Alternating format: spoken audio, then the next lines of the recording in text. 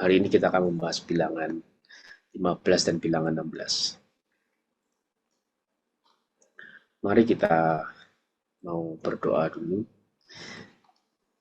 Berdoa kepada Santo Rafael. Dalam nama Bapa dan Putra Roh Kudus. Ya Tuhan, dalam kebaikan-Mu yang tak terlukiskan, Engkau telah menjadikan Santo Rafael yang mulia sebagai pelindung umat-Mu dalam perjalanan.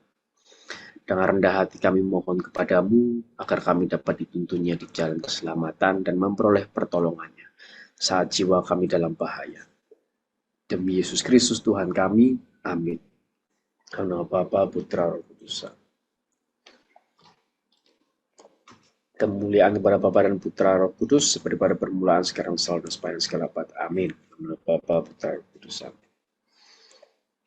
Kita baca dulu Katekismus Gereja Katolik artikel nomor 156 dan 157. Alasan untuk percaya tidak terdapat dalam kenyataan bahwa kebenaran yang diwahyukan itu kelihatan benar dan jelas dalam cahaya budi kodrati kita. Kita percaya karena otoritas Allah yang mewahyukan, yang tidak dapat keliru dan tidak dapat menyesatkan. Namun supaya ketaatan iman kita sesuai dengan akal budi, maka Allah menghendaki agar bantuan batin Roh Kudus dihubungkan dengan tanda bukti lahiriah bagi wahyunya. Maka mujizat Kristus dan para kudus, ramalan, penyebaran dan keputusan gereja, kesuburannya dan kelanjutannya, dengan sesungguhnya adalah tanda-tanda wahyu ilahi yang jelas dan sesuai dengan daya tangkap semua orang. Alasan-alasan bagi kredibilitas yang menunjukkan bahwa penerimaan iman sekali-kali bukan suatu gerakan hati yang buta. Iman itu pasti, lebih pasti dari setiap pengertian manusiawi, karena ia berdasarkan sabda Allah yang tidak dapat menipu. Memang kebenaran-kebenaran diwahyukan dapat kelihatan gelap bagi budi dan pengalaman manusiawi, tetapi kepastian melalui cahaya ilahi itu lebih besar daripada kepastian melalui cahaya akal budi alamiah. Ribuan kesukaran dan kesulitan tidak sama dengan kebimbangan. Mari kita baca bilangan 15 dan 16 tentang berbagai hukum peraturan dan pemberontakan Korah, Datan, dan Abiram. Tuhan berfirman kepada Musa, berbicaralah kepada orang Israel dan katakanlah kepada mereka, apabila kamu masuk ke negeri yang akan kuberikan kepadamu menjadi tempat kediamanmu, dan kamu hendak mempersembahkan korban api-apian bagi Tuhan, dari lembu sapi atau kambing domba, baik korban bakaran atau korban sembelihan, baik untuk membayar suatu nazar khusus atau sebagai persembahan sukarela atau pada waktu perayaan-perayaanmu, dan dengan demikian menyediakan bau yang menyenangkan bagi Tuhan.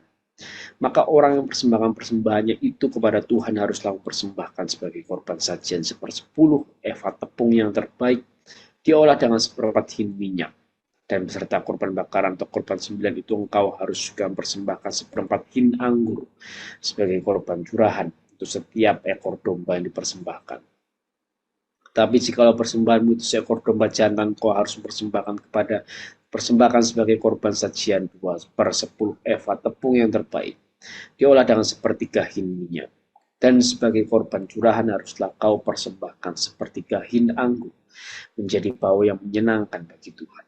Dan apabila engkau mengolah seekor lembu sebagai korban bakaran atau sebagai korban sembelihan, baik untuk membayar suatu nazar khusus maupun sebagai korban keselamatan bagi Tuhan, maka beserta lembu itu haruslah dipersembahkan sebagai korban sajian 3/10 eva tepung yang terbaik, diolah dengan 1/2 hin minyak. Dan sebagai korban curahan haruslah kau persembahkan 1/2 hin anggur. Itulah korban api-apian yang baunya menyenangkan bagi Tuhan. Demikianlah harus diperbuat untuk setiap ekor lembu dan untuk setiap ekor domba jantan dan untuk setiap ekor domba atau kambing.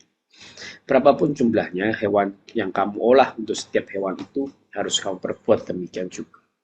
Setiap orang Israel asli haruslah berbuat demikian apabila ia mempersembahkan korban api-apian yang baunya menyenangkan bagi Tuhan. Dan apabila seorang asing telah menetap padamu atau seorang lain yang tinggal di antara kamu atau di antara keturunanmu kelak hendak mempersembahkan korban api-apian yang baunya menyenangkan bagi Tuhan, maka seperti yang kamu perbuat, demikianlah harus diperbuatnya.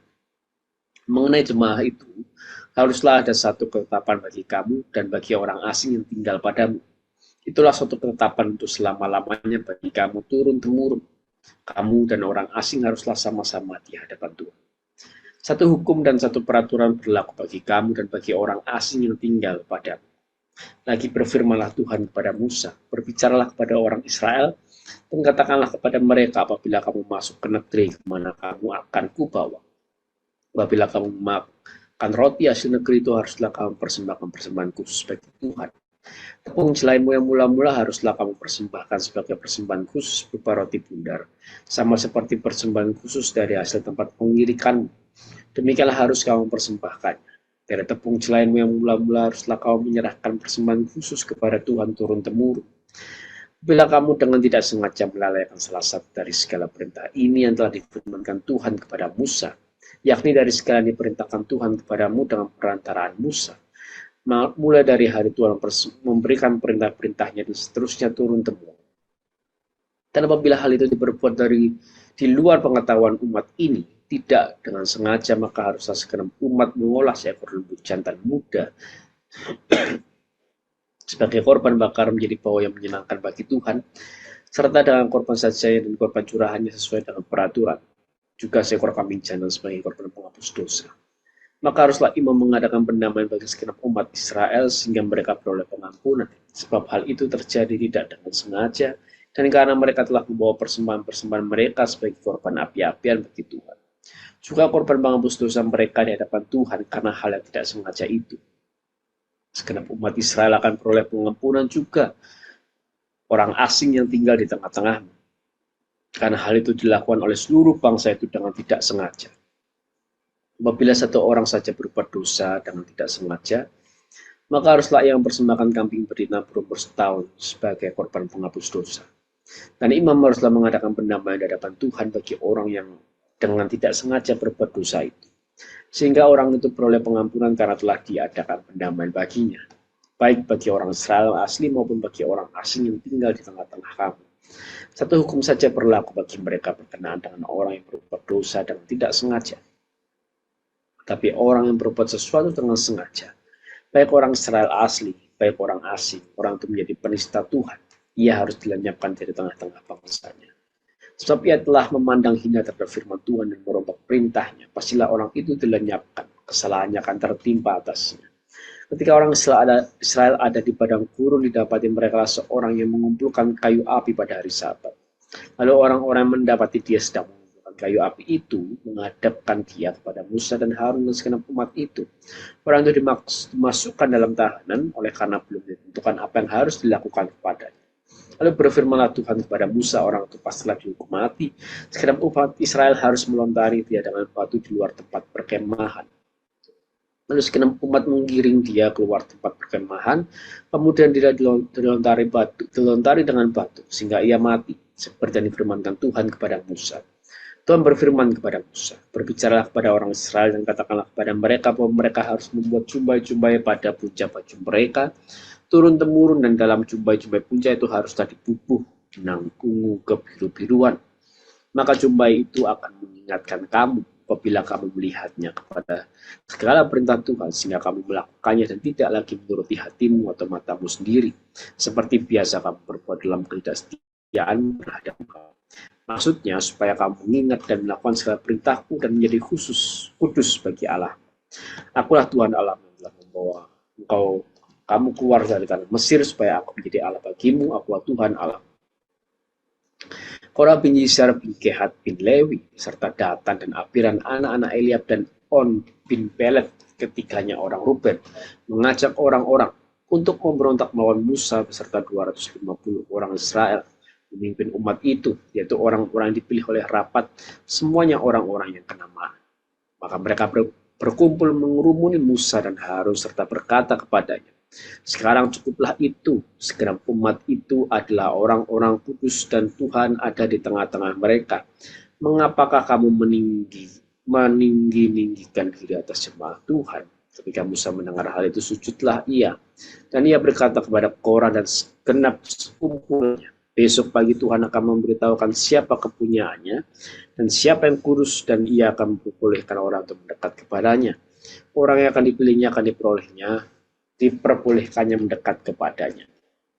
Berbuatlah begini, ambillah perbaraan-perbaraan, hai Korah, yang kamu segenap kumpulannya, pukullah api ke dalamnya dan taruhlah ukupan di atasnya di hadapan Tuhan pada esok hari, dan orang yang akan dipilih Tuhan dialah yang kudus. Cukuplah itu, hai orang-orang Lewi. Lalu berkatalah Musa kepada Korah, cobalah dengar, hai orang-orang Lewi, belum cukupkah bagimu bahwa kamu dipisahkan oleh Allah Israel dari umat Israel dan diperbolehkan mendekat kepadanya, supaya kamu melakukan pekerjaan pada kemah suci Tuhan dan bertugas bagi umat itu untuk melayani mereka, dan bahwa engkau diperbolehkan mendekat bersama-sama dengan semua saudaramu Bani Lewi. Nah sekarang mau pula kamu menuntut pangkat imam lagi. Sebab itu engkau ini dengan segenap kumpulanmu kamu bersepakat melawan Tuhan. Karena siapakah Harun sehingga kamu bersungut-sungut kepadanya?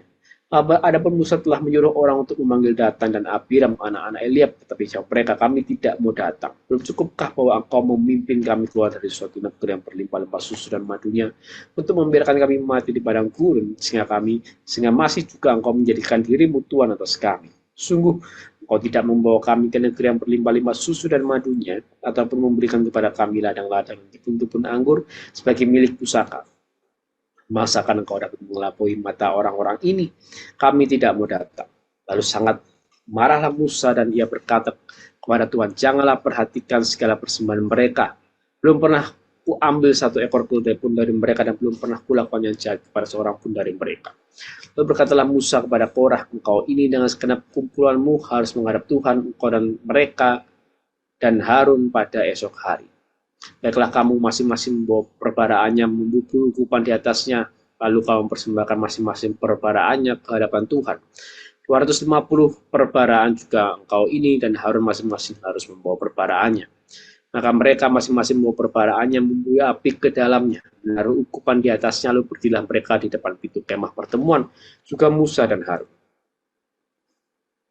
Ketika Korah mengumpulkan segenap umat itu melawan mereka berdua di depan pintu kemah pertemuan, tampaklah kemuliaan Tuhan kepada segenap umat itu. Lalu berfirmanlah Tuhan kepada Musa dan Harun, pisahkanlah dirimu dari tengah-tengah umat ini supaya kuhancurkan mereka dalam sekejap mata. Tetapi sujudlah mereka berdua dan berkata, ya Allah, Allah dari roh segala makhluk, satu orang saja berdosa, masakan engkau murka terhadap segenap perkumpulan ini? Maka berfirmanlah Tuhan kepada Musa, katakanlah kepada umatmu itu, pergilah dari sekeliling tempat kediaman Korah, Datan dan Abiram. Pergilah Musa kepada Datan dan Abiram, dan para tua-tua Israel mengikuti dia. Berkatalah ia kepada umat itu, baiklah kamu menjauh dari kemah orang-orang fasik ini, dan janganlah kamu kena kepada sesuatu apapun dari kepunyaan mereka, supaya kamu jangan mati lenyap oleh karena segala dosa mereka. Maka pergilah mereka dari sekeliling tempat kediaman Korah, Datan dan Abiram. Keluarlah Datan dan Abiram, lalu berdiri depan pintu kemah mereka bersama-sama dengan istrinya, para anaknya, dan anak-anak yang kecil. Setelah itu berkatalah Musa, dari hal inilah kamu akan tahu bahwa aku diutus Tuhan untuk melakukan segala perbuatan ini, dan hal itu bukanlah dari hatiku sendiri. Jika orang-orang ini nanti mati seperti matinya setiap manusia, dan mereka mengalami yang dialami setiap manusia, maka aku tidak diutus Tuhan. Tetapi jika Tuhan akan menjadikan sesuatu yang belum pernah terjadi, dan tanah mengangakkan mulutnya dan menelan mereka beserta segala kepunyaan mereka, sehingga mereka hidup turun ke dunia orang mati, maka kamu akan tahu bahwa orang-orang telah menista Tuhan. Baru saja ia selesai mengucapkan segala perkataan itu, maka terbelahlah tanah yang di bawah mereka, dan bumi membuka mulutnya dan menelan mereka dengan seisi rumahnya, dan dengan semua orang ada pada Korah, dan dengan segala harta milik mereka. Biarlah mereka dengan semua orang yang ada pada mereka turun hidup-hidup ke dunia orang mati, dan bumi menutupi mereka, sehingga mereka binasa dari tengah-tengah jemaah itu. Dan semua orang Israel di sekeliling mereka berlarian mendengar teriak mereka, sebab kata mereka, jangan-jangan bumi menelan kita juga. Lagi keluarlah api berasal daripada Tuhan, lalu memakan habis ke 250 orang yang mempersembahkan ukupan itu. Tuhan berfirman kepada Musa, katakanlah kepada Eleazar anak Imam Harun supaya mengangkat perbaraan-perbaraan dari antara kebakaran itu, lalu hamburkanlah api itu jauh-jauh karena semuanya itu kudus. Yakni perbaraan orang-orang berdosa yang telah membayarkan nyawanya, kemudian semuanya itu harus ditempa tipis-tipis menjadi salut mesbah. Sebab telah dibawa ke hadapan Tuhan oleh orang-orang itu. Jadi semuanya itu kudus. Dengan demikian hal itu menjadi tanda bagi orang Israel. Maka Imam Eliasar mengambil perbaran-perbaran tembaga yang telah dibawa oleh orang-orang yang terbakar itu, lalu ditempa menjadi salut mesbah. Itu menjadi suatu peringatan bagi orang Israel, supaya jangan tampil orang awam yang bukan dari keturunan Harun untuk membakar ukupan di hadapan Tuhan. Dan jangan ia menjadi seperti Korah dan kumpulannya seperti yang difirmankan Tuhan kepadanya dengan perantaraan Musa. Tetapi pada keesokan harinya bersungut-sungutlah segenap umat Israel kepada Musa dan Harun. Kata mereka, kamu telah membunuh umat Tuhan. Ketika umat itu berkumpul melawan Musa dan Harun, mereka memalingkan mukanya ke arah kemah pertemuan, maka kelihatanlah awan itu menutupinya dan tampaklah kemuliaan Tuhan. Lalu pergilah Musa dan Harun ke depan kemah pertemuan, maka berfirmanlah Tuhan kepada Musa, pergilah dari tengah-tengah umat ini supaya kuhancurkan mereka dalam sekejap mata, lalu sujudlah mereka. Berkatalah Musa kepada Harun, ambillah perbaraan, pukullah api ke dalamnya di atas mesbah, dan taruhlah ukupan dan pergilah dengan segera kepada umat itu dan adakanlah pendamaian bagi mereka. Sebab murka Tuhan telah berkobar dan tulah sedang mulai. Maka Harun mengambil perbaran seperti yang dikatakan Musa dan berlarilah ia ke tengah-tengah jemaah itu dan tampaklah tulah telah mulai di antara bangsa itu. Lalu dibubuhnyalah ukupan dan diadakannya pendamaian bagi bangsa itu. Ketika ia berdiri di antara orang-orang mati dan orang-orang hidup, berhentilah tulah itu. Dan mereka yang mati karena tulah itu ada 14.700 orang banyaknya, belum terhitung orang-orang yang mati karena perkara Korah. Ketika Harun kembali kepada Musa di depan pintu kemah pertemuan, tulah itu telah berhenti. Demikianlah sabda Tuhan, syukur kepada Allah. Kita sudah masuk di bagian tengah ini ya, di padang gurun Paran. Jadi peristiwanya di area padang gurun Paran. Di mana kita sedang membaca aturan-aturan dan ada kisah pemberontakan di sini. Nah, ini kira-kira posisinya masih di Horma, seperti pasal 14, pasal sebelumnya. Jadi masih di antara Arad dan Berseba. Jadi belum ada ayat yang menjelaskan bahwa mereka sudah berpindah lokasi. Jadi kira-kira masih di Horma. Bekas mereka kalah melawan bangsa Kanaan sebelumnya. Oke, nah, kita ada sedikit waktu untuk sharing, silakan bagi yang mau sharing, mau membagikan kesaksian mungkin atau mau bertanya, monggo silakan. Boleh berkaitan dengan ini, boleh juga mungkin tidak berkaitan, monggo silakan. Di sini sebenarnya kita bisa lihat bahwa Tuhan itu begitu membela hukumnya, khususnya di pasal 15 kita bisa lihat bagaimana Tuhan itu menghukum mati seseorang yang kita mungkin lihatnya sepele begitu ya. Seseorang yang mengumpulkan kayu bakar di hari Sabat. Mungkin kita lihatnya sepele begitu, di mana dia tidak sedang membunuh orang, tidak sedang mencuri, tidak sedang merugikan orang lain, begitu ya. Justru dia melakukan suatu kegiatan untuk kehidupan sehari-harinya. Gitu. Tapi sayangnya memang kegiatan ini melanggar peraturan Tuhan. Dia melakukan kegiatan yang tidak boleh dilakukan di hari Sabat. Nah, yang pasal 16 adalah Tuhan membela orang hamba yang sudah dia pilih. Dalam hal ini adalah Musa dan Harun. Bagaimana Tuhan akhirnya membela dua orang ini. Gitu. Di mana terjadi muncul pemberontakan Korah dan pemberontakan Datan dan Abiram. Nah, tapi Tuhan membela kedua orang ini. Nah, kira-kira dua pasal ini bercerita tentang itu. Bercerita tentang pembelaan Tuhan terhadap hukumnya dan bercerita tentang pembelaan Tuhan terhadap hambanya.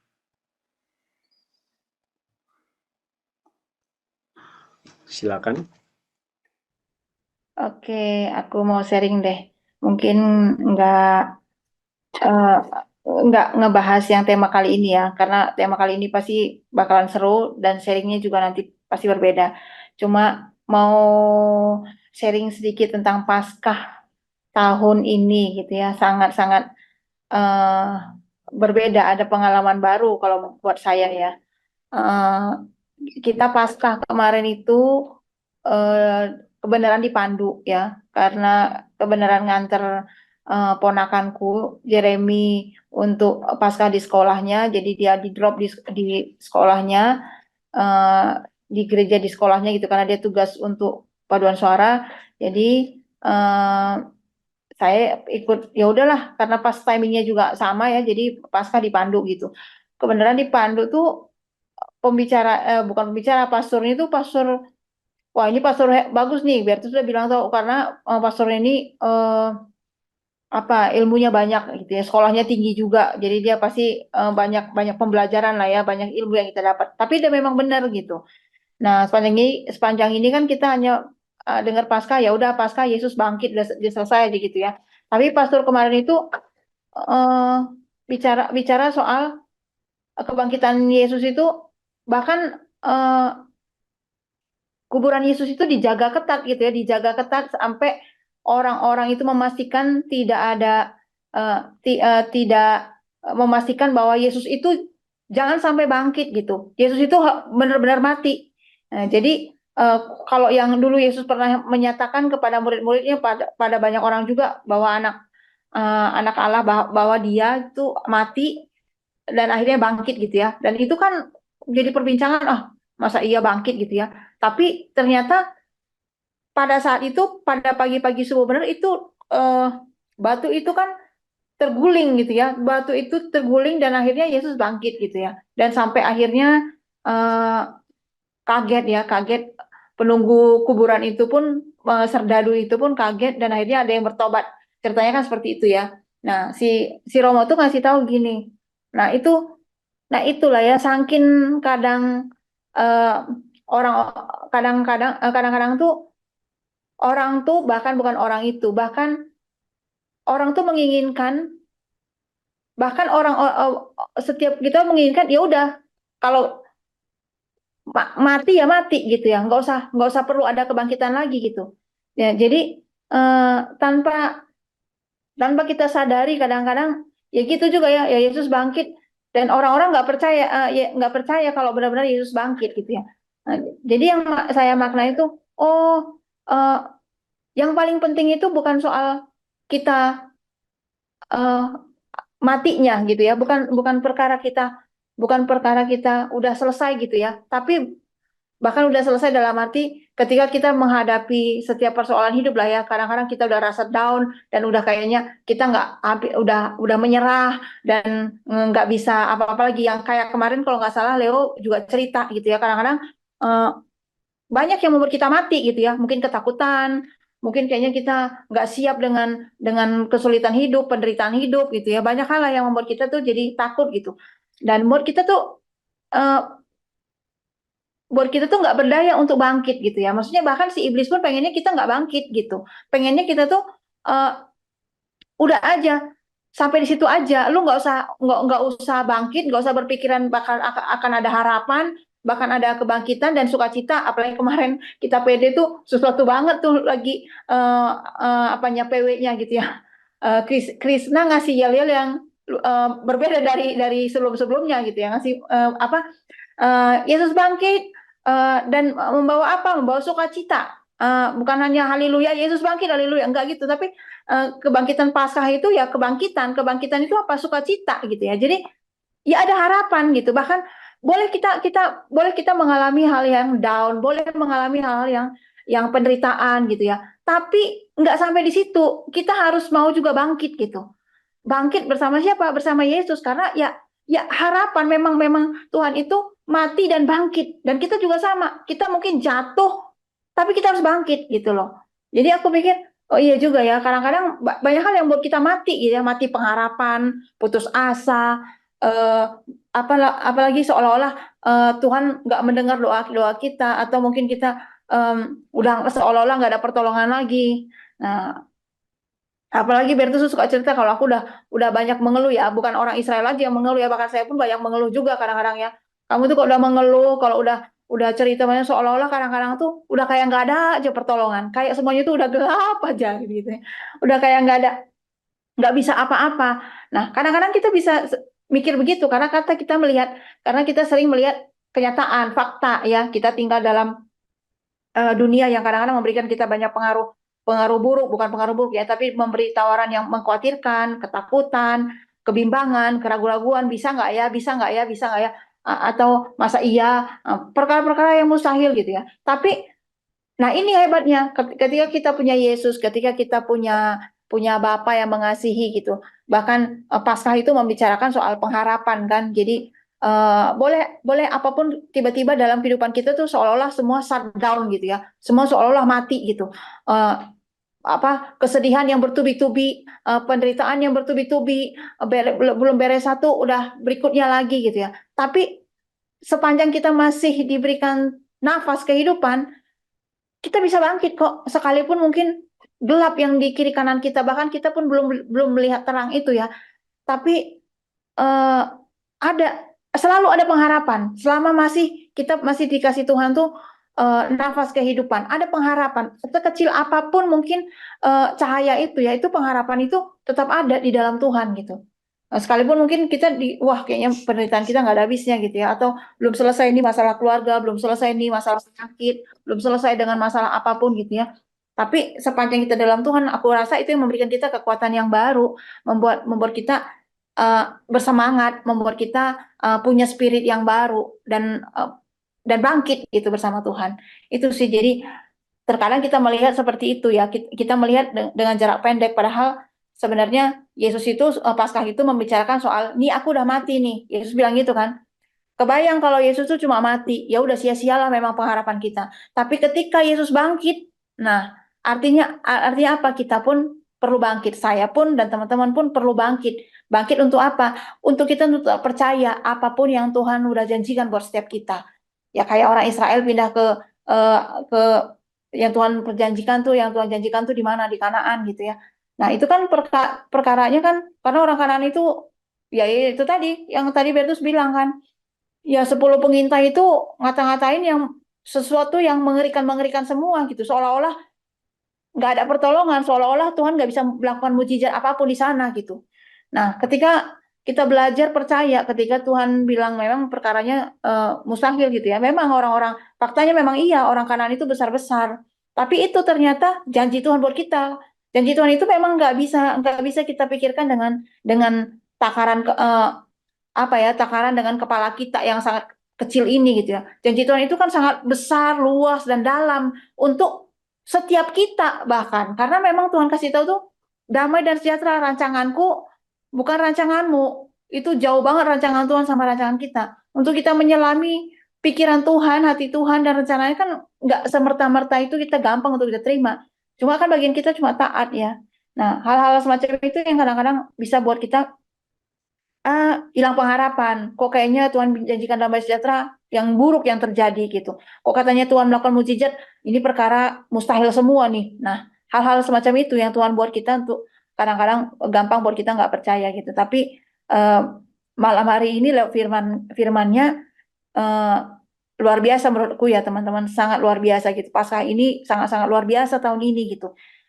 Iblis itu bahkan orang-orang kebanyakan ya orang-orang dunia, orang-orang yang tanpa pengharapan lah gitu ya, akan melihat banyak fakta-fakta.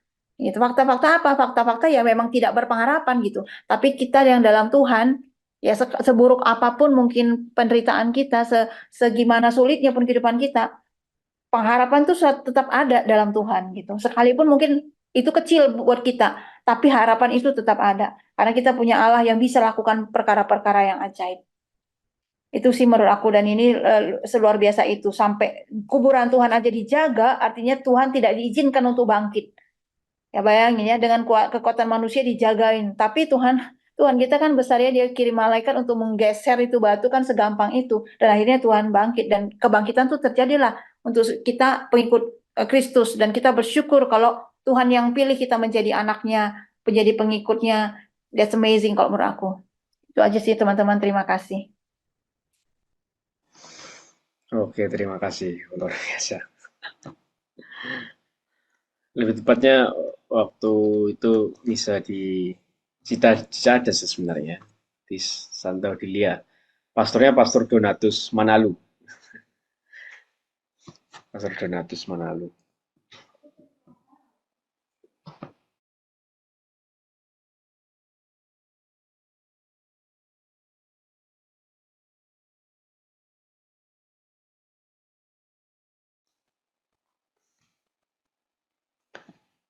Oke, karena sudah jam jam 7.47, nah kita masuk saja ke materi.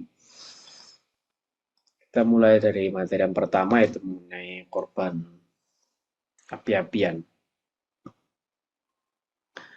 Nah, korban api-apian.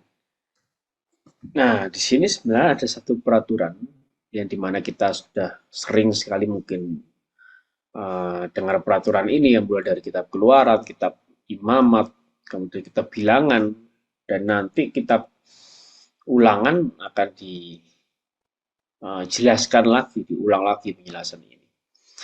Jadi ada beberapa korban api-apian disinggung. Nah, di sini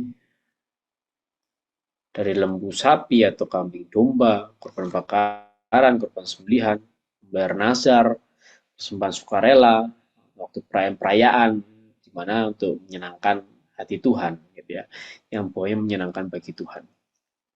Diulang lagi, tapi di kitab bilangan ini sebenarnya melengkapi apa yang sudah dituliskan di dalam kitab Imamat pasal 1 sampai 3. Nah, di mana dalam kitab bilangan ini ditambahkan lagi persembahannya, yaitu ada tepung, anggur, dan minyak. Dan yang sebelumnya mungkin hanya hewan. Nah, di sini ditambahkan tepung, anggur, dan minyak. Gitu. Maka kita bisa lihat di pasal 15 ini ayat 4 sampai ayat 10 tambah ada 1/10 eva tepung, 1/4 hin minyak, 1/4 hin anggur, 2/10 eva tepung, 1/3 hin minyak, 1/3 hin anggur, 3/10 eva tepung, setengah hin minyak, setengah hin anggur, begitu. Jadi ada tambahan-tambahan itu tepung, minyak, dan anggur. Nah, di sini menjadi satu pengingat lagi, gitu. Seperti yang Santo Agustinus pernah sampaikan bahwa Perjanjian Lama itu gambaran dari Perjanjian Baru. Korban dalam Perjanjian Lama itu adalah gambaran dari korban sejati di Perjanjian Baru.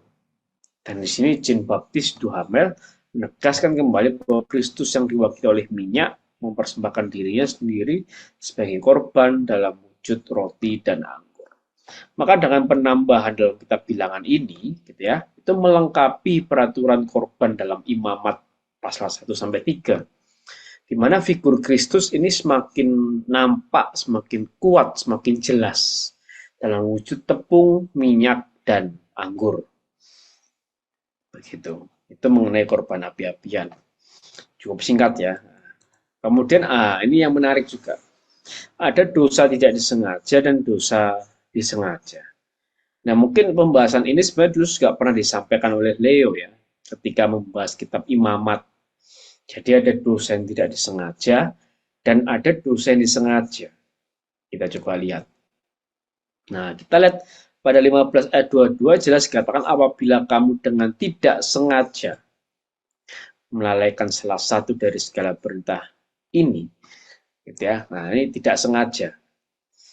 Nah, maka umat itu harus bla bla bla bla, imam harus bla bla bla bla, begitu ya. Nanti bisa baca sendiri. Nah, segenap umat Israel akan beroleh pengampunan. Itu dosa yang tidak disengaja. Nah, lain hal ketika kita baca 30 dan 31, itu dikatakan dosa yang sengaja. Tapi orang yang berbuat sesuatu dengan sengaja, baik orang Israel asli maupun orang asing, orang itu menjadi penista Tuhan. Ketika dikatakan dosa yang sengaja, dia menistakan Tuhan. Gitu ya. Dan ia harus dilenyapkan. Dosa dibunuh. Hukumannya hukuman mati. Sebab ia telah memandang hina firman Tuhan. Nah, di situ. Jadi ada suatu pembedaan dosa. dosa tidak sengaja, dan dosa yang disengaja. Jadi dari perjanjian lama pun sudah ada konsep ini, konsep bobot dosa yang berbeda. Dosa yang tidak sengaja dan dosa yang sengaja.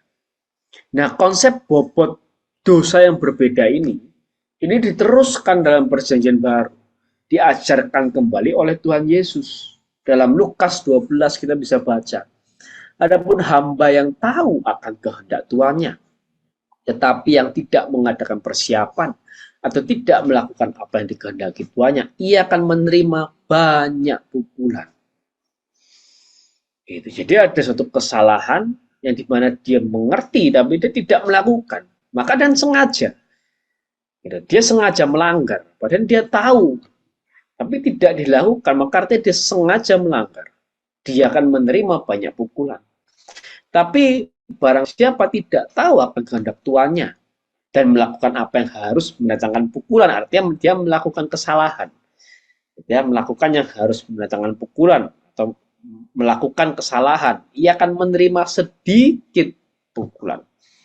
Jadi ada orang yang juga sama salahnya, gitu ya. Tapi dia karena tidak tahu bahwa dia melanggar, maka dia akan menerima pukulan, tapi sedikit pukulannya. Jadi kesalahan yang dilakukan sama. Dalam hal ini Tuhan Yesus mengatakan apa? Kesalahan yang dilakukan orang ini sama, bentuknya sama, rupanya sama, dan dampak kesalahannya sama. Tapi yang satu, orang tuh mengerti bahwa ini tidak boleh dilakukan, bahwa ini salah. Yang satu, orang ini tidak mengerti bahwa itu salah. Maka hukuman atas kesalahan itu berbeda. Sekalipun kesalahannya sama, dampaknya sama, tapi penyebab kesalahannya berbeda. Yang satu sengaja, yang satu tidak sengaja. Maka hukuman atas kesalahannya berbeda. Ini Tuhan Yesus sendiri yang mengajarkan. Setiap orang yang kepadanya banyak diberi, daripadanya akan banyak dituntut. Dan kepada siapa yang banyak dipercayakan, daripadanya akan lebih banyak lagi dituntut. Dan pengajaran ini diwariskan oleh para rasul, khususnya kita bisa baca dalam surat Yohanes.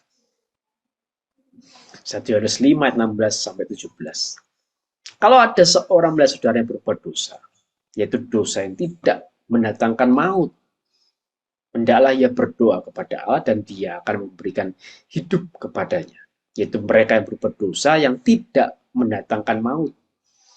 Ada dosa yang mendatangkan maut. Tentang itu tidak aku katakan bahwa ia harus berdoa.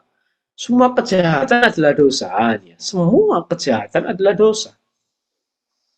Gitu. Semua kesalahan adalah dosa. Tapi ada dosa yang tidak mendatangkan maut dan ada dosa yang mendatangkan maut. Nah ini hukumannya berbeda. Gitu ya. Semua kesalahan dosa. Semua kejahatan dosa. Tapi hukuman atas dosa itu bobotnya berbeda. Ada yang mendatangkan maut, ada yang tidak mendatangkan maut. Nah ini Rasul Yohanes yang mengucapkan. Jadi mengenai bobot dosa ini sudah ada sejak zaman dulu. Sejak perjanjian lama, kemudian Tuhan Yesus menegaskan kembali, para rasul menjelaskan kembali, dan para bapak gereja mengkonkretkan lagi. Khususnya Santo Agustinus ini di sini memperkenalkan istilah dosa ringan atau dosa venial, dosa yang tidak mematikan, dosa ringan. Maka ada lawannya dosa ringan adalah dosa berat, gitu ya, dosa berat atau dosa mortal, dosa yang mendatangkan kematian, dosa yang mendatangkan maut seperti yang dikatakan oleh Rasul Yohanes. Jadi perjanjian lama sudah ada konsep mengenai bobot dosa. Dosa yang berbeda tadi ya, dosa sengaja dan tidak sengaja. Tuhan Yesus juga menjelaskan kembali, mengajarkan kembali mengenai itu. Dan ajaran Tuhan Yesus diwarisi oleh Rasul Yohanes, tadi kita baca, diwarisi oleh Santo Agustinus, dan kemudian diwarisi oleh Gereja Katolik. Dalam Katekismus Gereja Katolik, dikonkretkan lagi, diperjelas lagi, dieksplisitkan lagi bahwa ada dosa berat dan dosa ringan. Diterima oleh tradisi gereja. Pengalaman manusia menegaskannya. Dan ini memang betul begitu. Seperti hukum dunia saja. Gitu ya. Ada yang hukum maksimal penjara 5 tahun, ada yang hukum maksimal penjara 20 tahun, ada yang hukum maksimal penjara seumur hidup. Kan beda-beda. Begitu kan? Itu sesuai dengan keadilan. Gitu. Karena orang yang mencuri dengan yang membunuh pasti dampak dosanya berbeda. Gitu. Orang yang mencuri uang sekedar mencuri uang begitu ya, dengan mencuri harta yang begitu berharga bagi orang lain, mencuri rumah misal sebagai salah satu kebutuhan dasar, itu tentu dampaknya juga berbeda. Nah, maka di sini saya mengingatkan kembali bahwa gereja Katolik mengajarkan ada dosa berat dan dosa ringan. Dasar atas pengajaran ini sangat-sangat kuat. Gitu. Bukan cuma karena bapak-bapak gereja mengatakan, tapi juga para rasul mengajarkan, Tuhan Yesus mengajarkan, bahkan Musa dalam Perjanjian Lama pun mengajarkan demikian. Maka kurang tepat saya rasa jika orang menganggap semua dosa itu sama. Gitu. Mungkin mengambil ayat upah dosa adalah maut. Padahal ayat itu mengatakan upah dosa adalah maut. Bukan upah semua dosa adalah maut. Nah, begitu kan beda itu. Kalau dikatakan upah semua dosa adalah maut, nah barulah dia membatalkan mengenai dosa ringan, dosa berat gitu. Tapi kan dia hanya di ayat itu hanya mengatakan upah dosa adalah maut gitu kan. Bukan upah dari semua dosa itu maut. Nah, begitulah kira-kira teman-teman Bapak Ibu. Gitu ya. Jadi ajaran mengenai dosa ringan, dosa berat ini sangat-sangat berdasar sekali yang diajarkan oleh gereja Katolik. Nah, di sini saya mengingatkan kembali dosa ringan apa? Dosa ringan dilakukan apabila seorang melanggar peraturan hukum moral dalam materi yang tidak berat, walaupun hukum moral itu dilanggar dalam materi yang berat, namun dilakukan tanpa pengetahuan penuh dan tanpa persetujuan penuh. Maka seperti ini mirip seperti dosa yang tidak disengaja tadi. Tidak ada pengetahuan penuh dan tidak ada persetujuan penuh. Ini mirip seperti hamba tadi yang melanggar perintah tuannya karena dia tidak tahu. Tidak ada pengetahuan penuh di situ. Nah, dosa ringan merupakan gangguan moral yang dapat diperbaiki lagi dengan kasih ilahi yang bagaimanapun tetap ada di dalam kita. Itu yang dosa ringan atau dosa venial. Yang kedua adalah dosa berat.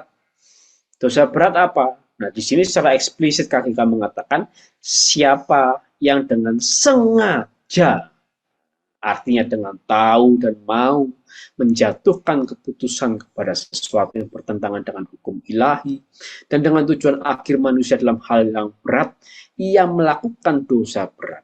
Dosa itu merusakkan kebajikan ilahi di dalam kita. Kasih dan tanpa kasih tidak ada kebahagiaan abadi. Kalau ia tidak disesali, ia akan mengakibatkan kematian abadi. Ya, tapi itu di dosa berat bisa diampuni, bisa kalau apa? Kalau disesali. Kalau dipertobatkan. Khususnya dipertobatkan dalam kamar pengakuan dosa. Dinaungi oleh sakramen rekonsiliasi atau sakramen pertobatan. Nah, tapi jelas di sini katakan dosa berat itu sengaja. Artinya pengetahuan penuh, persetujuan penuh. Jelas seperti yang dikatakan dalam kitab Bilangan 15 tadi, dosa yang disengaja. Atau seperti yang Tuhan Yesus katakan, seorang hamba itu melanggar perintah tuannya padahal dia tahu kehendak tuannya. Jadi dengan sengaja dia melanggar perintah tuannya. Nah, demikian. Apalagi di KGK 1864 disampaikan mengenai dosa menghujat Roh Kudus. Ini dikatakan paling berat. Gitu kan? Karena dosa ini tidak akan diampuni. Kenapa? Karena dosa menghujat Roh Kudus itu adalah salah satu bentuknya tidak bersedia bertobat. Itu dosa menghujat Roh Kudus. Ya kalau dia tidak bersedia bertobat, ya gimana mau diampuni? Bertobat saja nggak mau, gimana mau diampuni? Kan begitu. Pengampunan itu kan hadiah. Orangnya tidak mau menerima hadiah itu, ya gimana dia bisa menerima hadiah itu? Orang kok kita nggak mau menerima pengampunan, ya gimana kita bisa menerima pengampunan, kan begitu. Cara untuk menerima pengampunan adalah bertobat. Ya, ini dosa yang paling berat, dosa menghujat Roh Kudus, itu tidak bersedia bertobat sampai pada saat kematian dan dapat menyebabkan kemusnahan abadi. Nah, mengenai menghujat Roh Kudus ini juga diwujudkan sebenarnya kita baca kitab Bilangan 15 tadi, kita baca dalam 15:30-31, yaitu apa? Menista Tuhan, memandang hina firman Tuhan, merompok perintah Tuhan, itu kan bentuk daripada penghujatan kepada Roh Kudus. Apalagi kalau ini tidak dipertobatkan, maka ini menjadi penuh. Maka ini sangat mendatangkan maut, pasti akan mendatangkan maut.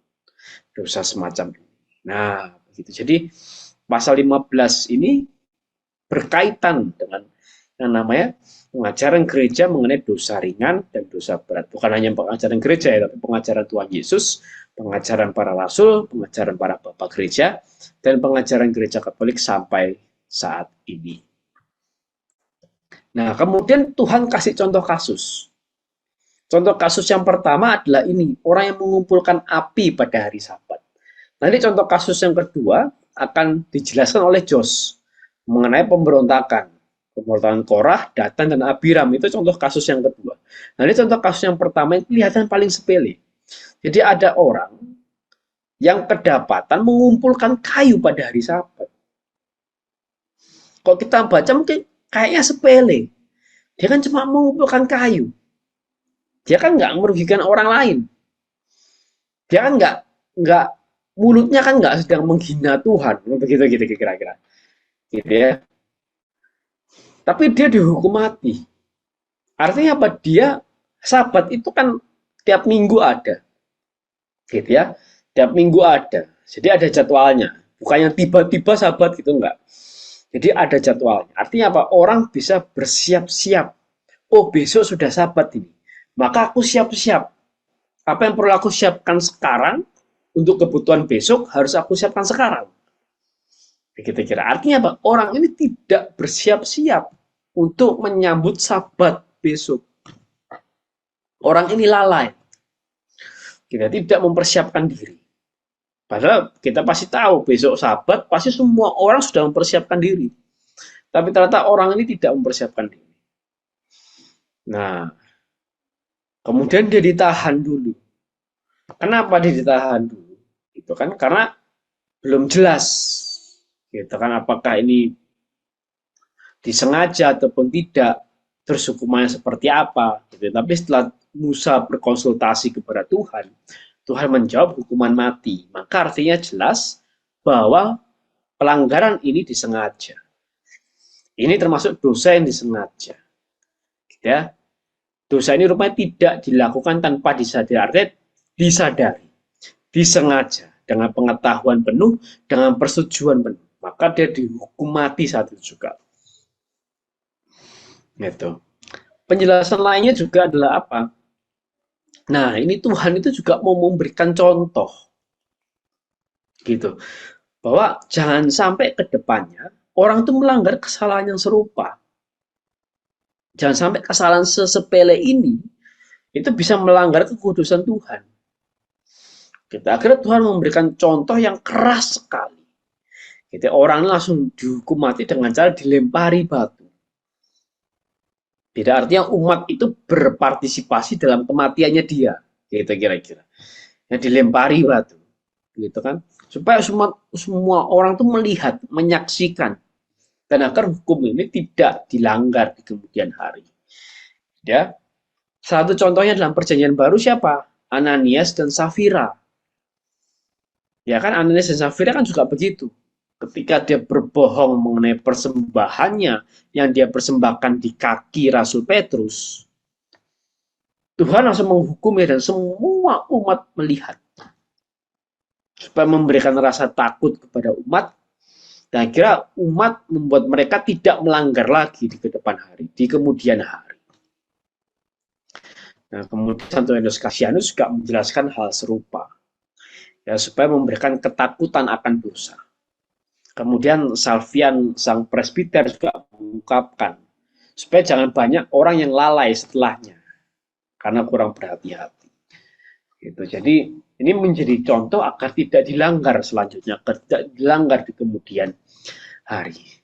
Nah, tapi apakah hanya dengan contoh ini Tuhan memberikan pelajaran kepada umatnya? Bukan. Bukan hanya berdasarkan contoh ini. Tapi ada hal lain, ada tindakan pencegahan. Di mana di ayat-ayat terakhir dari pasal 15, Tuhan mengatakan pada bangsa Israel supaya membuat jumbai-jumbai pada punca baju mereka, turun-temurun dalam jumbai-jumbai punca itu, haruslah dibubuh benang ungu kebiru-biruan. Maka jumbai itu akan mengingatkan kamu apabila kamu melihatnya kepada segala perintah Tuhan.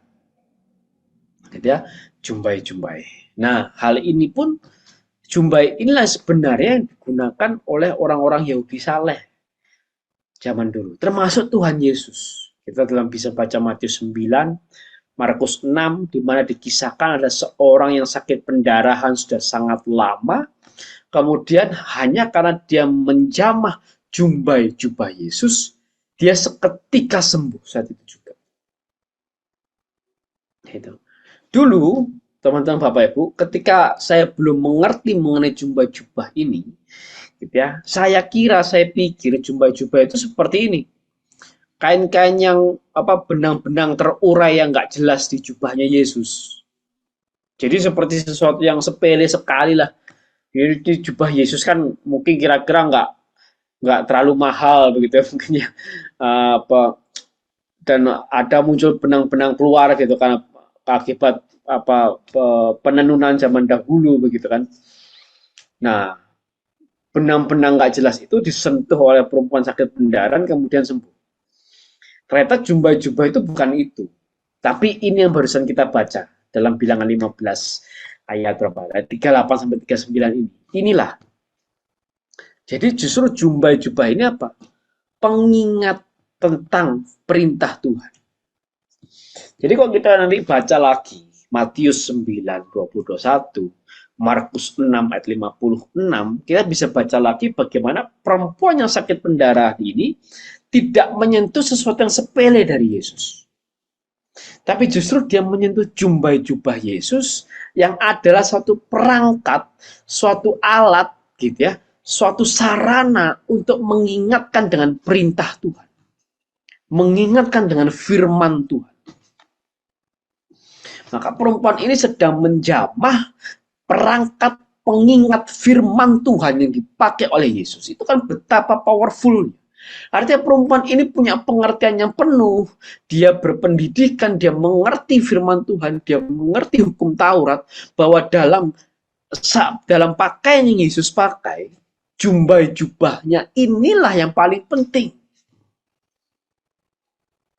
Yang mengingatkan orang-orang Israel akan segala perintah Tuhan. Maka dalam hati perempuan itu mengatakan, asal ku jamah saja jubahnya, maka aku pasti sembuh. Karena asal ku jamah saja sesuatu yang mengingatkan aku dengan perintah Tuhan, dengan firman Tuhan, maka aku akan sembuh. Ini mirip seperti Cornelius, seorang perwira, gitu, seorang perwira yang datang kepada Yesus, mohon hambanya disembuhkan. Kemudian perwira itu hanya mengatakan apa? Ketika Yesus mau datang ke rumah si perwiranya hanya mengatakan apa? Bersabdalah saja Tuhan, maka hambaku akan sembuh. Bahkan perkataan perwira ini terus kita ucapkan ketika kita misa.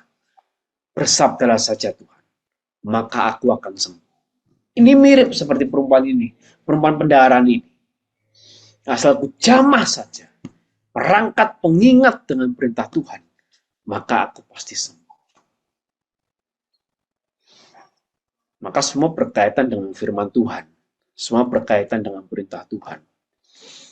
Maka dalam surat Paulus, Paulus mengatakan firman Tuhan itu adalah pedang roh. Gitu. Yang mampu menghancurkan, mengalahkan setiap kesakitan, yang mampu mengalahkan setiap kuasa roh jahat, dan lain sebagainya. Nah, itulah kira-kira ketika kita membaca kitab Bilangan 15 ini. Nah, jubah inilah yang mengingatkan bangsa Israel agar tidak melanggar firman Tuhan, khususnya secara sengaja, agar tidak jatuh ke dosa berat, tidak jatuh ke dosa yang sengaja. Nah, maka dari sini kita belajar 3 hal, yaitu pemahaman dosa ringan dan dosa berat itu sudah ada sejak perjanjian lama. Diajarkan kembali oleh Tuhan Yesus di dalam Injil, para rasul, para bapak gereja, dan gereja Katolik sampai saat ini. Jadi gereja Katolik hanya mewarisi saja apa yang sudah Tuhan ajarkan sejak dahulu kala. Kemudian yang kedua, pengumpul kayu api saat hari Sabat itu menjadi contoh kasus dosa berat agar tidak dilanggar di kemudian hari. Yang ketiga, jubah sebagai pengingat perintah Tuhan untuk menghindari dosa berat. Nah, termasuk kalau saya mau sharing sedikit gitu ya. Kita dalam kehidupan kita, manusia tidak akan pernah lepas dari namanya dosa. Gitu. Apalagi dosa ringan ya. Itu yang hampir pasti manusia pasti alami. Menurut kesaksian para bapak-bapak gereja, beberapa orang bisa tidak melakukan dosa berat. 10 perintah Allah itu semuanya dosa berat. Kalau kita baca di KGK, 10 perintah Allah itu semuanya dosa berat. Jadi kalau kita bersaksi dusta, kita berbohong, itu dosa berat. Itu. Cuman, gitu ya, ada dari dosa berat ini, ada dosa yang lebih ringan satu dari antara yang lain. Misal, mencuri itu lebih ringan daripada membunuh. Walaupun mencuri juga dosa berat, membunuh juga dosa berat. Tapi mencuri itu sedikit lebih ringan daripada membunuh. Ini KGK mengajarkan demikian. Teman-teman Bapak Ibu bisa baca silakan.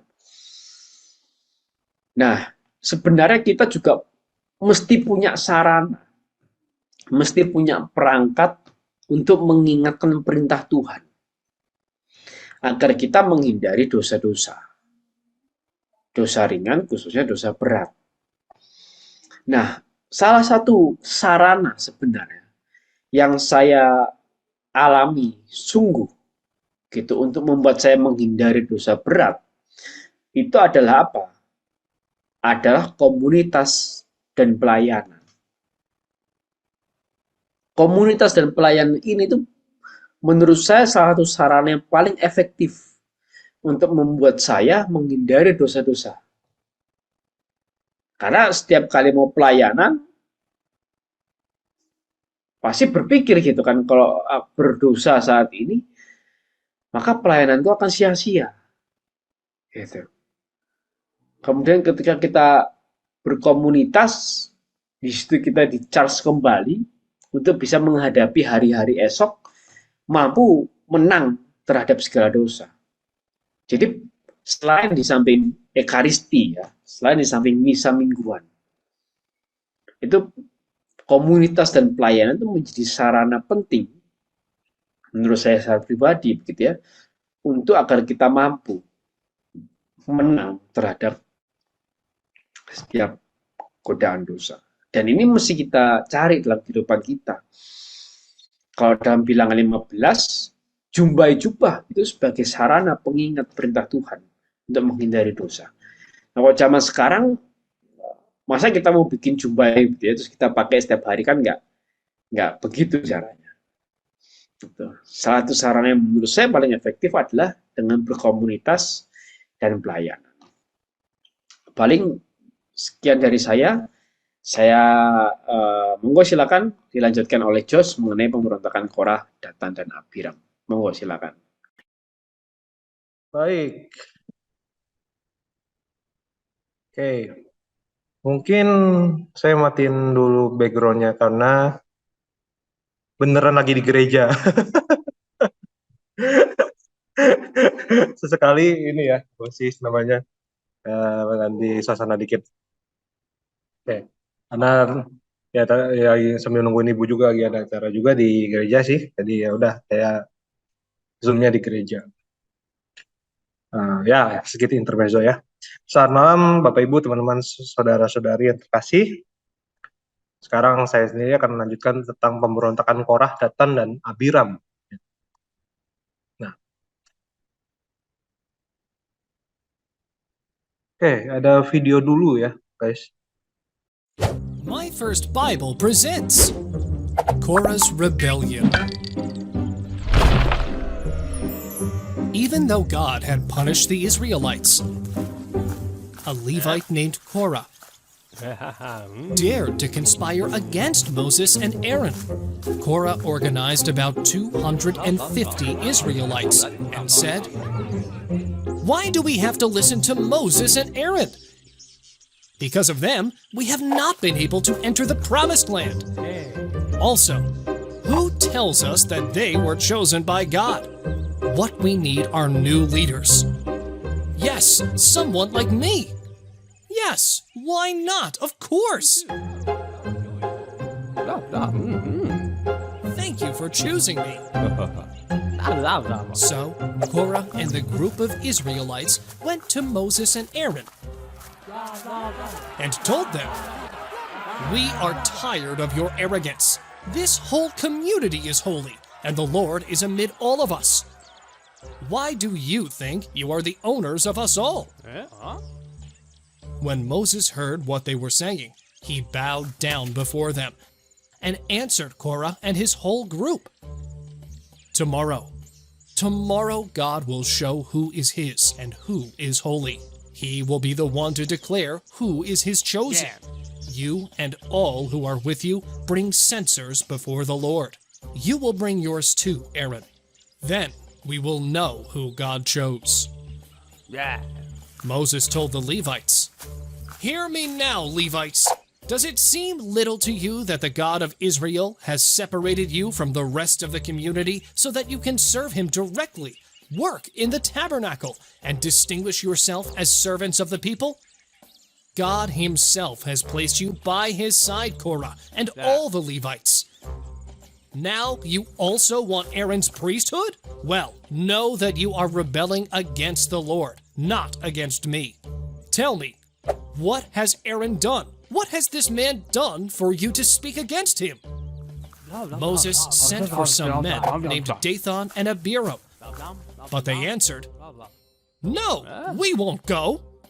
After taking us out of Egypt, now you want to kill us all in this desert? Do you want to continue to rule over us? The truth is that you have not managed to take us to the land where milk and honey abound. All you want is to continue to rule over us with lies. Well, not anymore." Extremely angry, Moses said to the Lord, "My Lord, do not accept the offering they bring you, for I have not taken even one donkey from them, nor have I done them any harm. You and your people present yourselves here tomorrow, each one with his censer. God will have the last word." So the next day, each man with his censer stood at the entrance of the tabernacle, together with Moses and Aaron. When Korah had gathered all his people, the glory of God was manifested before all of them. Then God said to Moses and Aaron, "Moses, Aaron, separate yourselves from among this congregation, so that I may consume them once and for all." But Moses and Aaron bowed down with their faces to the ground and exclaimed, "Lord, God of all mankind, because of the sin of some men, are you going to be angry with all of them?" And so God said to Moses, "Order them to move away from the tents of Korah, Dathan, and Abiram." Moses quickly warned the people, "Stay away from the shops of these ungodly men. Do not touch any of their belongings, so that you will not be punished for the sins of these men." The people quickly moved away from the tents of Korah, Dathan, and Abiram. Moses continued speaking. Now you are going to know if the Lord has sent me to do all these things, or if I am acting of my own free will. If these men die naturally, as is the fate of all men, then you will know that God did not send me. But if God causes something out of the ordinary to happen, and causes the earth to open up before them and swallow them up with all their belongings, then you will know that these men disparaged the God of Israel. You're a liar. Let's go back to our tents.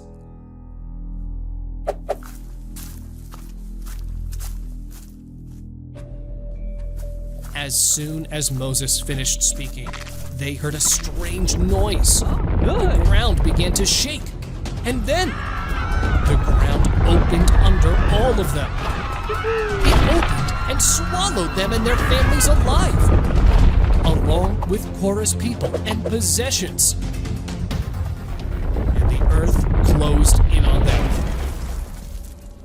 Hearing them shout, the Israelites who were with Korah fled from there, exclaiming, "Let's run, lest the earth swallow us too." But those 250 men were consumed by the fire of the Lord, and they died. Oh my God.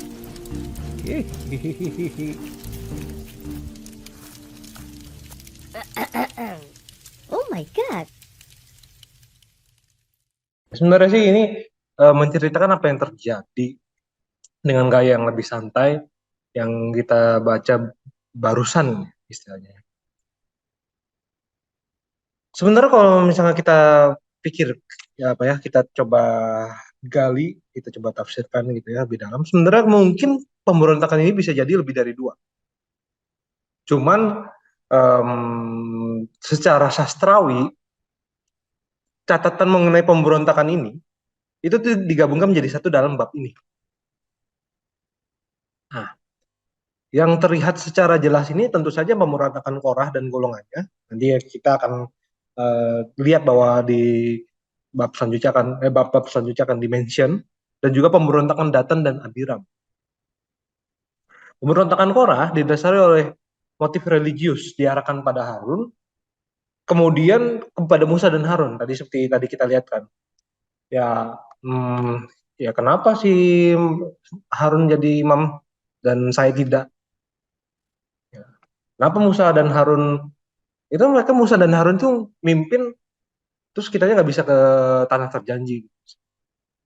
Berarti kan secara itu gagal untuk membina secara religius ya istilah menurut kalau di video yang tadi. Nah, lalu perbedaannya yang Datan dan Abiram memang didasari motif politiknya aja. Jadi mereka nggak ngomong tentang imam, tapi ngomong soal politik terhadap tentang Musanya sendiri sebagai seorang pemimpin. Jadi memang campur-campur ya istilahnya. Ini bukan ya entah gimana, apakah terjadi bersamaan atau berbeda dikit waktunya atau berbeda jauh tapi disatukan, ya itu nggak ada yang tahu ya. Walau alam. Pemberontakan ini sebenarnya itu untuk digunakan untuk menggambarkan skisma, jabatan imamat yang tidak diberikan secara benar, dan perlawanan terhadap kekuasaan yang telah diberikan Allah pada gereja. Nah, mungkin saya jelasin sedikit. Kalau skisma itu tuh perpecahan. Setidaknya memang banyak skisma-skisma kecil yang terjadi, termasuk mungkin di sekitar kita sekarang ini. Tapi paling nggak ada dua skisma besar yang terjadi di dalam sejarah gereja. Pertama, skisma antara Barat dan Timur yang melahirkan gereja Katolik dan Ortodoks.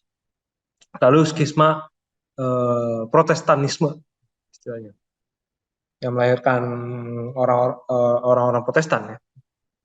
Nah, kenapa saya yang bawa ini diberikan kepada gereja dalam kurung Katolik? Karena dalam literaturnya ketika kita ngomong authority of the church gitu, itu pasti kita akan ngomongnya gereja Katolik, gereja yang satu kudus Katolik dan apostolik. Dalam artian gereja Katolik. Mungkin kalau dalam artian yang lebih khusus lagi mungkin bisa jadi Katolik Roma. Ya. Tapi secara umum kita ngomongnya gereja Katolik. Nah, murka Allah ini kepada Korah ini kenapa? Nah, si Korah ini dia iri hati karena tidak menerima jabatan imamat. Dan mereka hendak menjalankan jabatan imamat secara tidak pantas. Tidak menerima akan Harun dan anak-anaknya yang diangkat. Dan berarti itu tidak menerima keputusan Allah.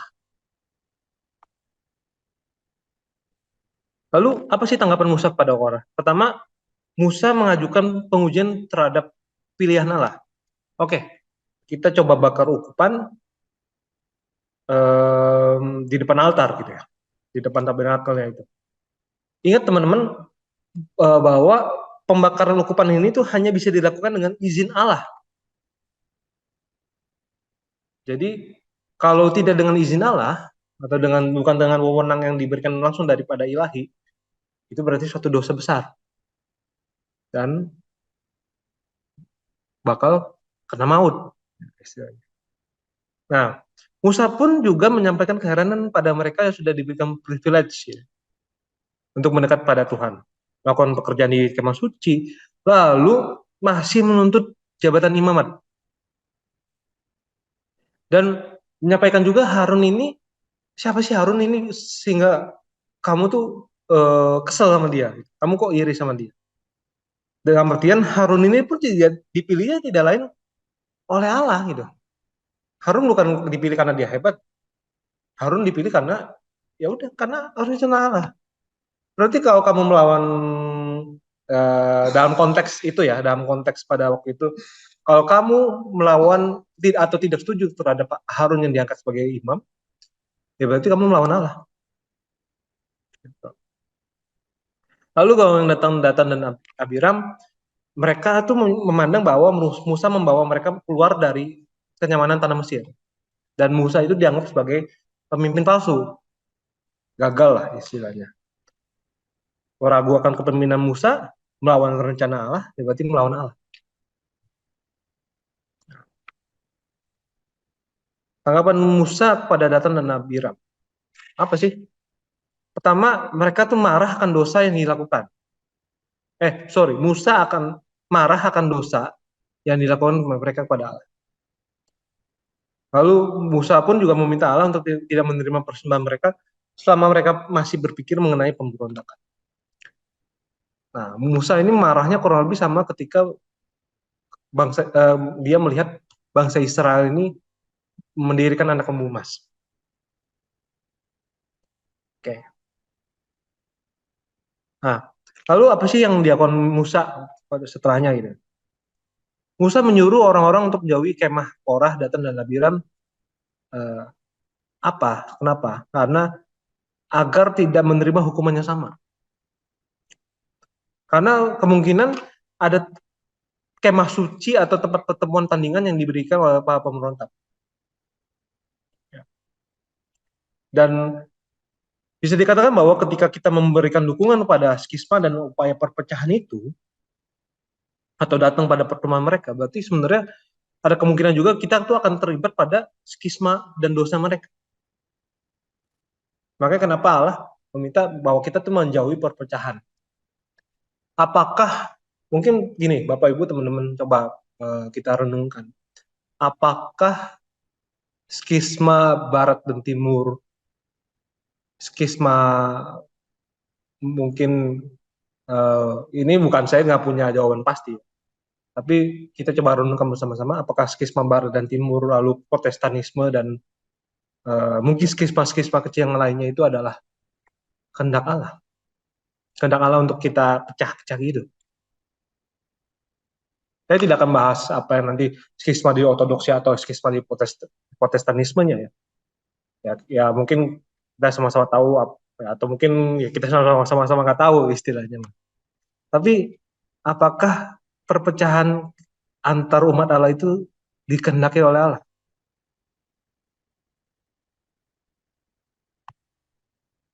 umat, saya rasa ketika ini kan Allah selalu ngomong kita tuh bersatu, kita tuh bersekutu, bukan menyamaratakan ya. Kita mah memang pasti berbeda. Perbedaan itu suatu keniscayaan gitu. Sunatullah kalau bahasa Arabnya ya, istilah pasti ada gitu, pasti ada perbedaan. Tapi apakah kita pecahnya itu loh? Apakah itu yang apa ya istilahnya dikehendaki oleh Allah? Nah, lalu untuk datang dan Nabi sendiri karena mereka nggak mau datang, maka Musa pun yang datang dan Musa pun siap dianggap sebagai pemimpin palsu. Siap maksudnya kalau misalkan memang Musa ini bukan pilihan Allah ya udah, berarti siap dia ya udah berarti saya pemimpin palsu. Nah, lalu dikatakan lagi apa? Dunia orang mati. Dunia orang mati ini maksudnya apa? Maksudnya adalah neraka atau Sheol. Tapi ada kemungkinan bahwa anak-anak kecil tersebut itu tetap selamat dari api neraka. Ya, karena mungkin tidak ngikut soal orang tuanya ya, misalkan. Nah, dan ini juga sekali lagi terdapat konsep solidaritas dalam kesalahan. Jadi semua keluarga atau ya ini konsep yang ada dalam teologi perjanjian lama. Semua keluarga ataupun semua golongan yang ada di situ berarti meskipun mungkin dia bukan yang punya ide awalnya, kalau dia masih mendukung itu berarti dia ikut salah juga. Nah, apa sih hukumannya waktu itu? Nah, ditelan oleh bumi gitu. Menggambarkan mereka yang terikat pada hal-hal dunia. Jadi ditelan ya karena mereka terikat hal duniawi atau earthly things, ya sudah mereka ditelan oleh bumi, consumed by the earth gitu ya. Nah, menggambarkan mereka yang memisahkan diri dari bangsa yang dipimpin oleh ilahi. Tanda yang jelas dari hukuman yang tidak terlihat. Nah, lalu apa sih apa sih yang digambarkan saat ini? Dia menggambarkan seberapa besar dosa untuk melakukan tindakan imamat tanpa penunjukan oleh Allah. Nah, istilahnya sampai masuk ke dunia orang mati secara hidup-hidup. Berarti kan itu suatu akibat dosa yang sangat besar. Berarti kan ini seberapa besar dosanya itu untuk melakukan tindakan imamat tanpa penunjukan oleh Allah. Lalu juga Tuhan membakar mereka yang mengikuti atau setuju akan hal ini. Nah, ada kemungkinan 250 orang yang terbakar dari golongan Korah ini merupakan orang-orang yang ikut membakar ukupan.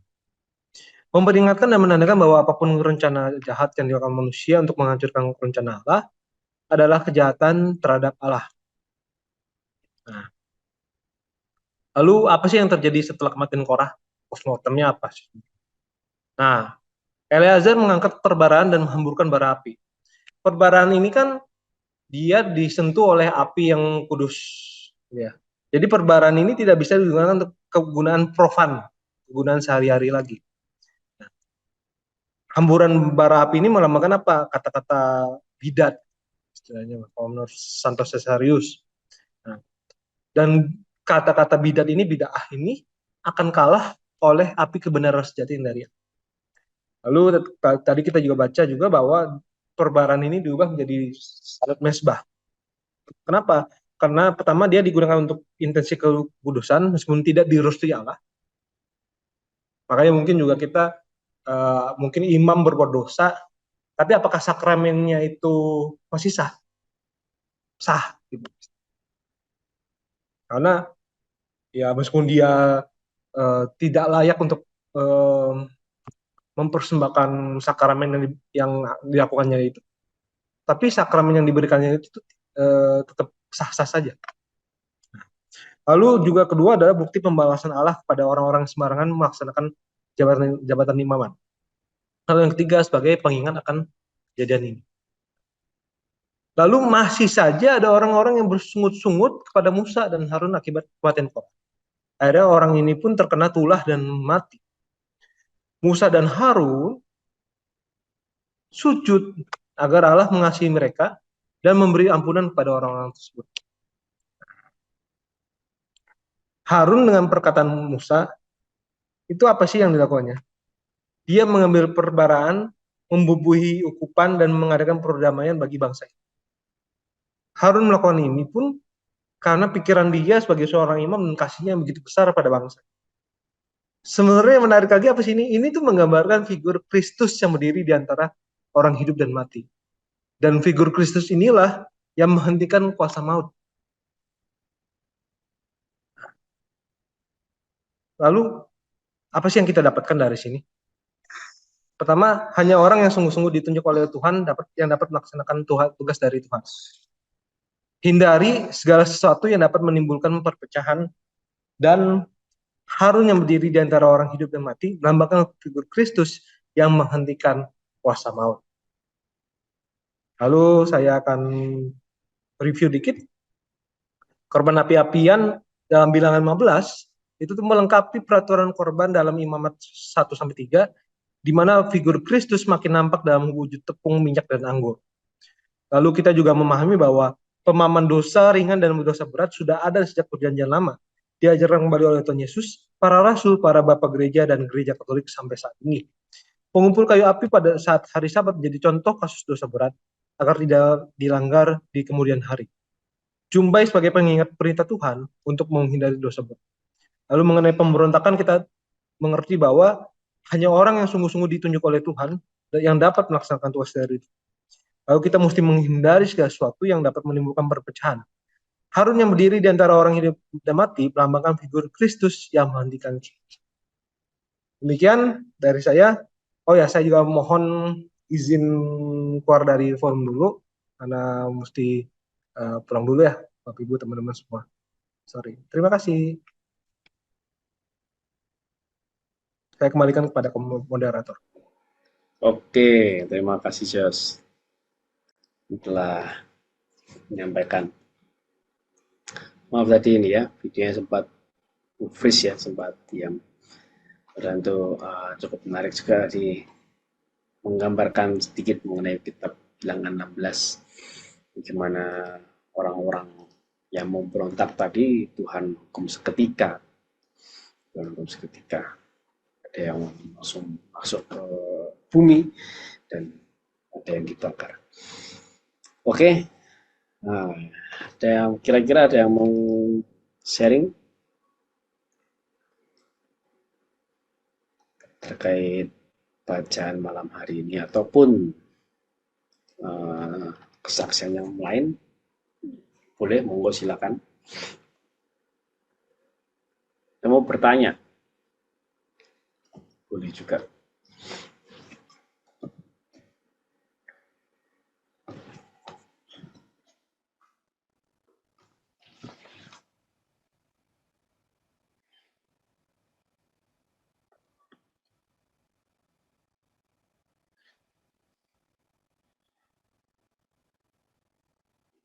Ya, salah satu poin besar yang malam hari ini kita belajar tentang persatuan ya.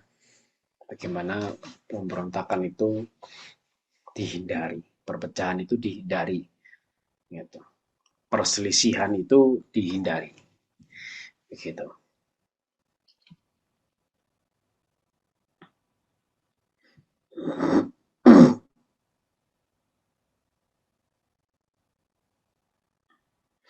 Kalaupun ada perselisihan, ada perpecahan, sebaiknya diadakan rekonsiliasi untuk berdamai kembali.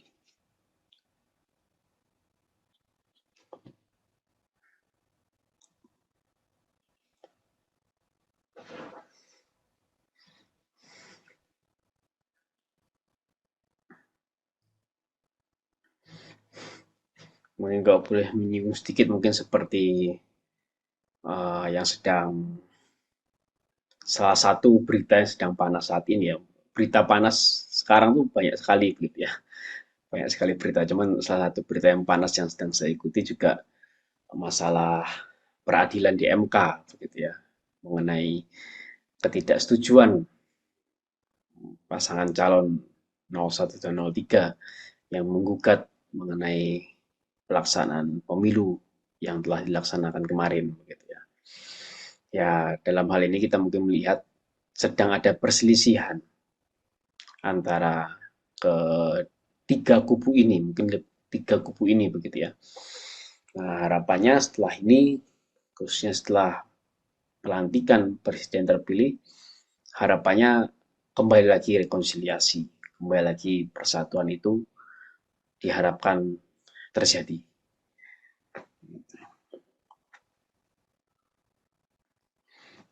Silakan.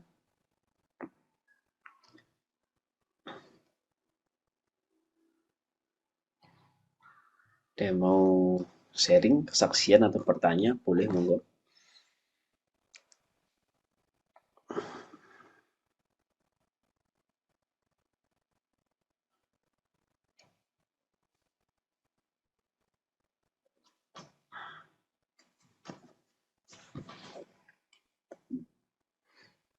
Ya, tadi yang seperti sudah disampaikan Jos ya, bahwa ya kita bersyukur kita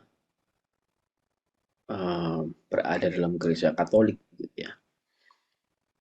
Karena kita terus ke gereja, terus mengikuti tradisi, gitu ya, terus mengikuti suksesi apostolik yang memang diwariskan oleh Tuhan Yesus kepada para muridnya, dan kepada para muridnya lagi, para muridnya lagi, para muridnya lagi sampai sekarang.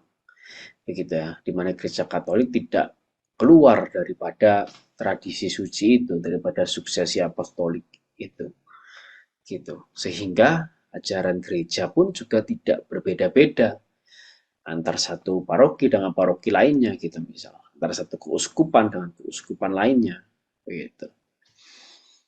Akhirnya pengajaran kita satu. Bahkan gereja Katolik mampu membuat buku yang namanya Katekismus Gereja Katolik, gitu, sebagai intisari iman. Sehingga orang yang mau belajar iman Katolik langsung saja baca Katekismus Gereja Katolik itu. Gitu.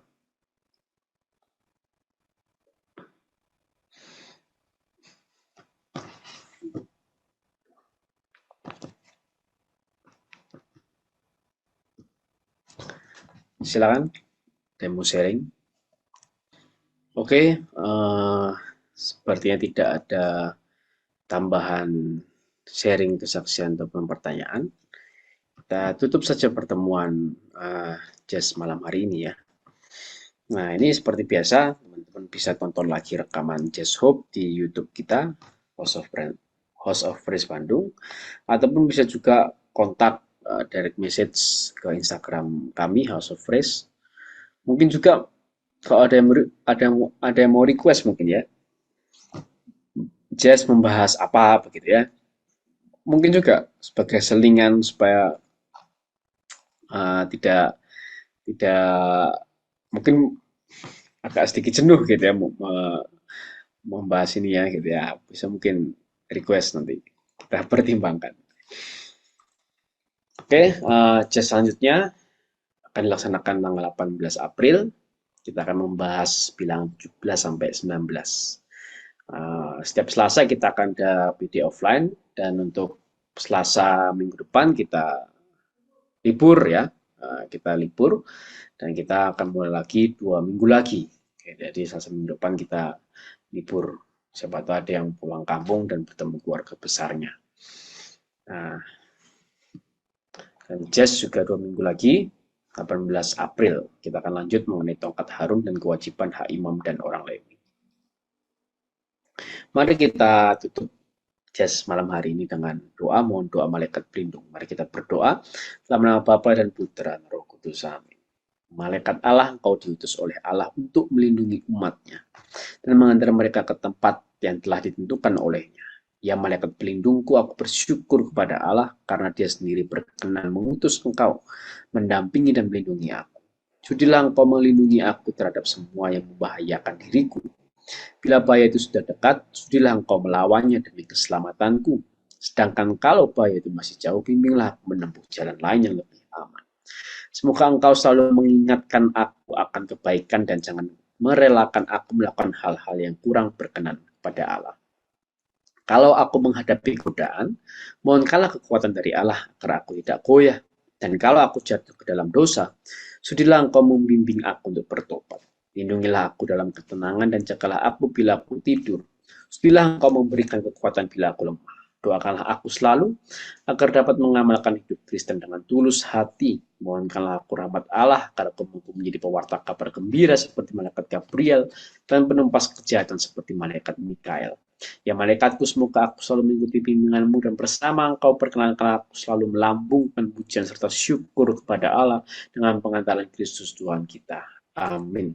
Kemuliaan kepada Bapa dan Putra dan Roh Kudus, seperti pada permulaan, sekarang, selalu, dan sepanjang segala abad. Amin. Dalam nama Bapa dan Putra dan Roh Kudus. Amin.